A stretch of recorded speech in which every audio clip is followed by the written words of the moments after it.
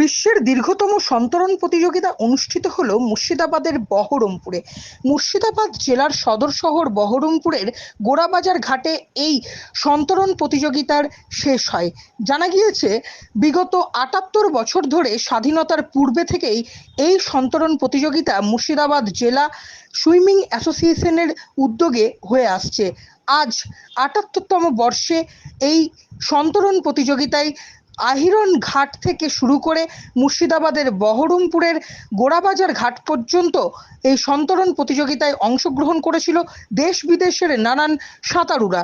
এই সন্তরণ প্রতিযোগিতার পাশাপাশি আজই বহরমপুর থেকে ১৯ কিলোমিটার দূরে জিয়াগঞ্জের ফেরিঘাট থেকে শুরু করে বহরমপুরের গোড়াবাজার ঘাট পর্যন্ত আরও একটি সন্তরণ প্রতিযোগিতার আয়োজন করা হয়েছিল। দুটি প্রতিযোগিতাতেই ভারতবর্ষ তথা পশ্চিমবঙ্গের ছেলে মেয়েদের উপস্থিতি ছিল চোখে পড়ার মতো।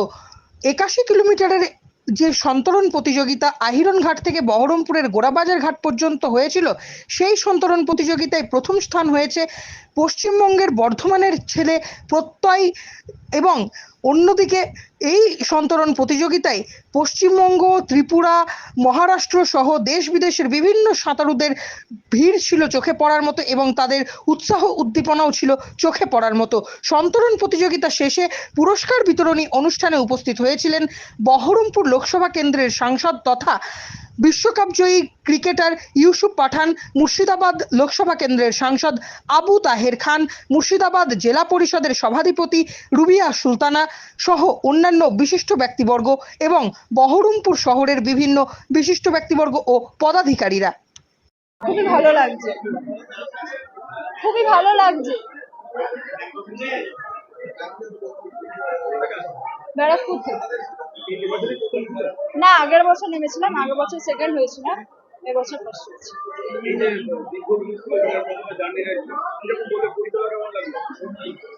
প্রথম থেকেই আমি একটু যেরকম হয় নার্ভাস লাগছিল, তো তারপরে মানে কষ্ট হচ্ছিল খুবই।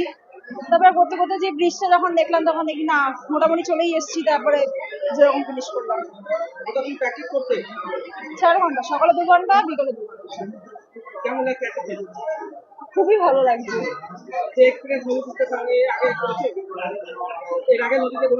হ্যাঁ হ্যাঁ, আগের বছর তো নেমেছিলাম, সেকেন্ড হয়েছে। না, এটা ভাবতে পারিনি, কিন্তু আমি ওরকম টার্গেট নিয়ে এসেছিলাম যে না, এবছর হতে হবে। আমি ব্যারাকপুর থেকে এসেছি, বিশাখাঘাট। 19 মিনিট। ছোট ছিল তখন একটা নিউমোনিয়ার একটা প্রবলেম ছিল, ঠান্ডার, তো সাঁতারে দিয়েছিলাম। তো দেওয়ার পরে যখন ওর গ্রুপ 4, তখনও দেখলাম একটা ভালো পজিশন করছে, তারপরে আর আমরা সরে যেতে পারলাম না। এখন খুবই ভালো লাগছে। আগের বছর এসেছিল, সেকেন্ড হয়েছে, এবার এসে যে যাক, আমার খুব ইচ্ছে ছিল, হয়েছে। পিঙ্কি ধারা। আমি এই দ্বিতীয়বার নাম দিলাম। আগেরবারও প্রথম হয়েছিল, এই নিয়ে আমি সেকেন্ড বার ফার্স্ট হয়েছি। আমার এই সাফল্যের পেছনে আমার বিশ্বজিৎ চৌধুরীর অবদান খুবই গুরুত্বপূর্ণ। যদি তিনি না থাকতেন তাহলে আমার এই সাফল্য কোনোদিনও আসতো না। আমরা দিনে সকালে 3 ঘন্টা, বিকেলে 3 ঘন্টা করে প্র্যাকটিস করতাম। আমরা সুভাষ সরোবর বেঙ্গল সুইমিং একাডেমি সুভাষ সরোবর সুইমিং পুলের খেলি, ওইখানে আমরা প্র্যাকটিস করি। আমরা এই কদিন আগে আমাদের সুইমিং পুলের অবস্থা একদম খুব খারাপ ছিল। আমরা নিজের খরচায় সুইমিং পুলে জল ঠিক করেছি। আমাদের ক্রীড়ামন্ত্রীকে আমি রিকোয়েস্ট করছি যে আমাদের সুইমিং পুলের দিকে একটু নজর দিয়ে দিতে আর ভালো হয়।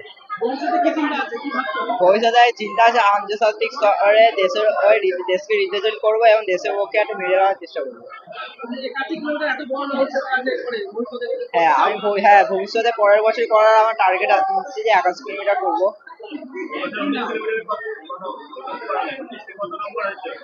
ফার্স্ট হয়েছি, আগের বছরও ফার্স্ট হয়েছি, না এবারও ফার্স্ট হয়েছি। গৌরব কাবেরী। আমার বাড়ি কলকাতা লেক টাউনে। এটা আমার দ্বিতীয়বার 81 কিলোমিটারে। তার আগে আমি 2বার 19 কিলোমিটার করেছি। এই প্রত্যেকবারই ফার্স্টই হয়েছি। একটা জিনিস আমার এখানে খুব ভালো লাগে যে এখানকার ওভারঅল এক্সপিরিয়েন্সটা, মানে আগে একটা জায়গায় ফেলিসিটেশন হয় ফিনিশিং পয়েন্টে, তারপরে আবার স্টার্টিং পয়েন্টের ওখানে হয়, তারপরে আবার পরের দিন যখন স্টার্ট হয় তখন আবার ফেলিসিটেশন হয়, তার মাঝখানে খাওয়া দাওয়া থাকার ব্যবস্থা আছে। তো আর সুইমিংটা তো সবাই করছেই, একই সাথে করছি আমরা। এই ওভারঅল এক্সপিরিয়েন্সটা আমি বলবো খুবই ভালো, অন্য কম্পিটিশনের থেকে অনেক ভালো। পরপর 2 বছর 81 কিলোমিটার আন্তর্জাতিক এই প্রতিযোগিতায় ফার্স্ট হলো, কি বলবেন, কতটা গর্বিত? গর্বিত তো লাগছে, খুবই ভালো লাগছে, আর কিছু বলতে পারছি না এখন আর কি।